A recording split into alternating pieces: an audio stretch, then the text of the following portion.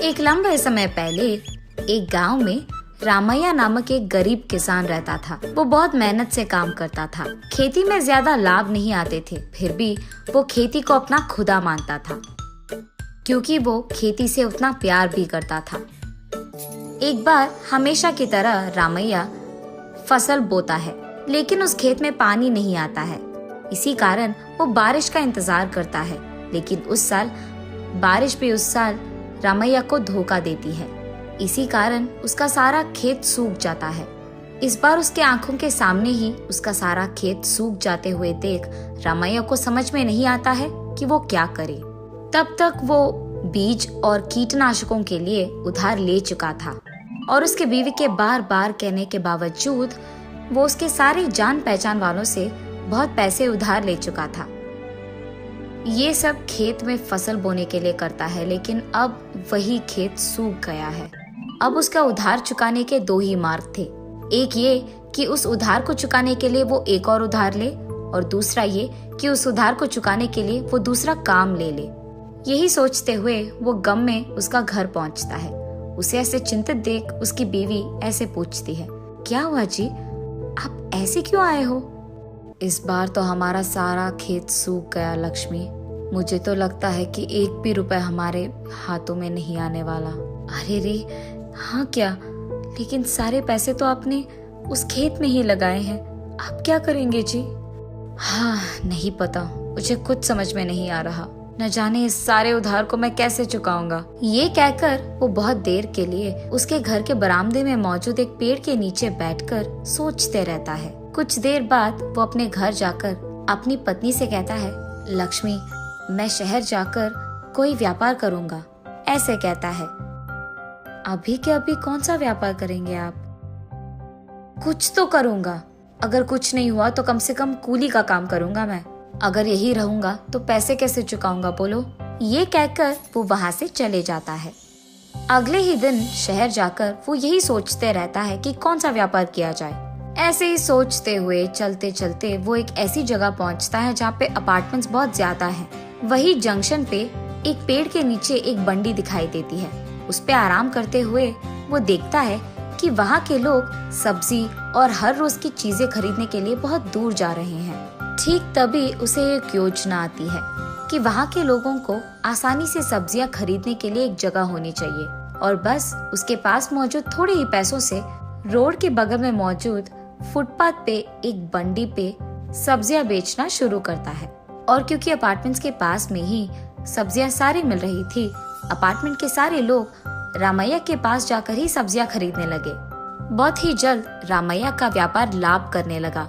कुछ और दिन अगर ऐसे ही चला तो मैं अपने सारे उधार चुका पाऊंगा। ऐसे सोचकर वो घर भी जाए बिना वही रात में फुटपाथ पे सोते हुए सुबह उठकर सब्जियां खरीदकर उन्हें अपनी बंडी पे दिन भर बेचते रहता था। ऐसे कुछ दिन बीत जाते हैं। एक दिन वहां से गुजर रहे पुलिस फुटपाथ पे मौजूद रामैया की बंडी देख, परमिशन के बिना फुटपाथ पे बंडी लगा के सब्जी का व्यापार करते हो तुम? चलो निकलो पुलिस स्टेशन। ये कहकर पुलिस बहुत जोर से चिल्लाते हैं, साहब मुझे नहीं पता था साहब, यहाँ पे व्यापार करने के लिए परमिशन लेने की जरूरत है, ये मुझे नहीं पता साहब। मैं यहाँ बस 2-4 पैसे कमाने आया साहब, माफ कर दीजिए साहब। तुम पहले यहाँ से पुलिस स्टेशन चलो, वरना पैसे निकालो। चलो फाइन भरो तुम। साहब छोड़ दो साहब, मैं चले जाऊंगा साहब यहाँ से। अरे तू पहले पैसे निकाल। उस पुलिस को पैसे देने के लिए तब तक सब्जी बेचकर जो पैसे उसने इकट्ठा किए थे वो बाहर लाता है। उसे देखते ही पुलिस रामैया के सारे पैसे खींच लेता है। चलो निकलो यहाँ से और कभी यहाँ मत आना, ऐसे चिल्लाता है पुलिस। ये सुनकर रामैया, साहब मेरे मेहनत के पैसे हैं साहब, मैं सोया नहीं, खाया नहीं, पानी भी नहीं पिया साहब, इसके लिए सारे पैसे आप ले लेंगे तो मैं क्या करूंगा साहब?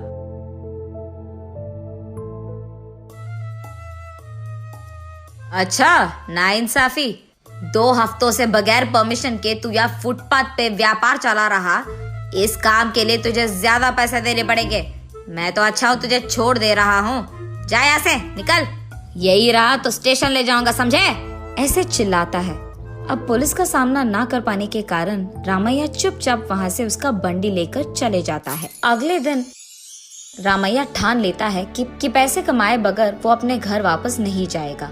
सब्जी के बाजार जाकर हर रोज खरीदने वाले सब्जीदार के पास कुछ सब्जियां उधार पे लेता है। वो सब्जी उसके बंडी पे लगाकर वो गली गली उन्हें बेचने की बहुत कोशिश करता है, लेकिन इस प्रकार वो ज्यादा पैसे नहीं कमा पाता है। ऐसे वो शाम के समय में जिस अपार्टमेंट के पास वो सब्जी बेचता था वहाँ पहुँचता है। वहाँ के कुछ लोग रामैया को देख उसके पास जाकर ऐसे कहते हैं, क्या हुआ रामैया, यहाँ से अपना बंडी निकाल दिया तुमने? आज सब्जियों के लिए बहुत दूर जाना पड़ा, पता है तुम्हें? ऐसे पूछते हैं। और बस उसके बाद जो कुछ भी हुआ रामैया उन्हें समझाता है।